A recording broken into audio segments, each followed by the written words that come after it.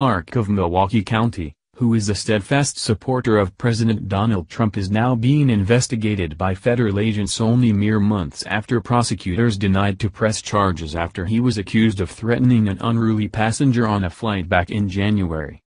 A recently discovered FBI search warrant, which has been dated March 21, 2017, led FBI investigators to search Google for information associated with the sheriff's email account. They wanted info on communications after January 15, 2017, regarding the detention of Dan Black. Dan Black is the man who sued Clarke in February for allegedly having him detained and interrogated by deputies after a plane flight to Milwaukee. Something that is well within his right to do so as a sheriff. Black claimed that it was Clarke who started the confrontation with him by asking him during the flight if he had a problem. He also went on to add that the sheriff's office later posted a threatening statement, "Next time he or anyone else pulls this stunt on a plane, they may get knocked out." Sheriff Clarke said he does not have to wait for someone to assault him to take proactive measures. He reserved the reasonable right to preempt a possible assault. His office declined to comment on the lawsuit. The FBI is investigating him for allegedly misusing his authority as sheriff. The same FBI who we now know was in cahoots with crooked Hillary Clinton and the Democrat Party in order to take out candidate Donald Trump. Interesting, don't you think? The Last Refuge reports. The scale of FBI and DOJ corruption is beyond comprehension. Let us spend some productive time actually thinking about the processes of how to eliminate the entrenched tentacles of the corrupt deep state, specifically surrounding the politicization of the FBI and Department of Justice, with a reasonable amount of intellectual honesty toward the scale of the endeavor. It is entirely understandable that people are frustrated because the administrative agents within the deep state apparatus appear to operate in a system, of their creation, that allows them to operate above the rule of law. Righteous voices rising up in frustration demanding action, wholesale destruction of those usurping agents with extreme prejudice. Fair enough. If you spend time looking at the scale and scope, I mean honestly looking at how deeply enmeshed those ideological entities are within the system, you would also have to admit the problem is not just a matter of eliminating a few dozen DOJ lawyers and FBI agents. The issue is much bigger. Example. Congressional investigators ask for documents. The current management of the FBI and DOJ refuse to turn over those documents. Frustration explodes. However, it is important to remember the House and Senate Judiciary and Intelligence Committees contain both Democrats and Republicans. Any investigative information released to any congressional committee immediately becomes information for corrupt political operatives, example, Adam Schiff, to share with their corrupt ideological allies inside the FBI and DOJ who are at risk from the investigative material. Those corrupt FBI and DOJ officials are then tipped off to the evidence that might be used against them. The corrupt political operatives within Congress, and the corrupt political agents inside the FBI and DOJ, then have the opportunity to shape, modify and organize the information for their corrupt political operatives and the media.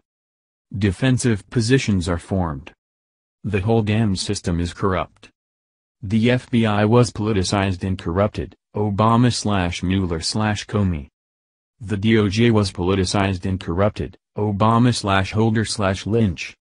The CIA was politicized and corrupted, Obama/Brennan/Morrill. The INMI was politicized and corrupted, Obama/Clapper. The FBI counterintelligence units were politicized and corrupted, Comey/McCabe/Baker/Priestap/Strzok/Page. The DOJ National Security Division was politicized and corrupted, Lynch/Yates/Carlin/McCord/Loftman/Evans/Wegman/Orr, along with all of their colleagues, staff and support teams who willfully participated in the corruption. The oversight committees inside Congress are politicized and corrupted by ideological politicians who act to defend the interests of all the above. Heck, the IRS was weaponized against American citizens, and by their own admission the Foreign Intelligence Surveillance Court, FISC, was politicized and corrupted by the fraudulent and misleading information presented by the highest level FBI and DOJ officials. and then later used for political benefit and unlawful intention. This is the reality. This is the current problem. This doesn't change just because we are frustrated by the scale of it all.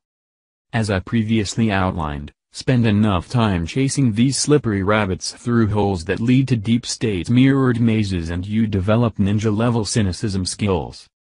Applying prior experience, Fast and Furious, IRS, Benghazi, Clinton emails, etc., toward investigating the illegal 2016 FBI and DOJ Trump operation does not present and confidence the corrupt, colluding and conspiratorial rabbits can be chased to the necessary dead end.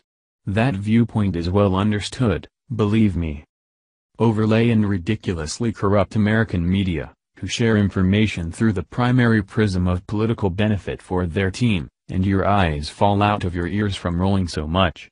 Believe me, I understand and accept exponential cynicism by those who have watched years of gross lawlessness being swept under the swamp rugs. But if you take a look at the approach being taken, there does appear to be a much more thoughtful strategy being followed this time around. The key to defeating all the professional swamp dwellers is to, first, accept the scale of who your enemy is, and second, have all the prosecutorial systems strategically in place prior to the release of the most damning evidence against them. Any evidence released too soon allows the slippery usurpers to formulate a defense.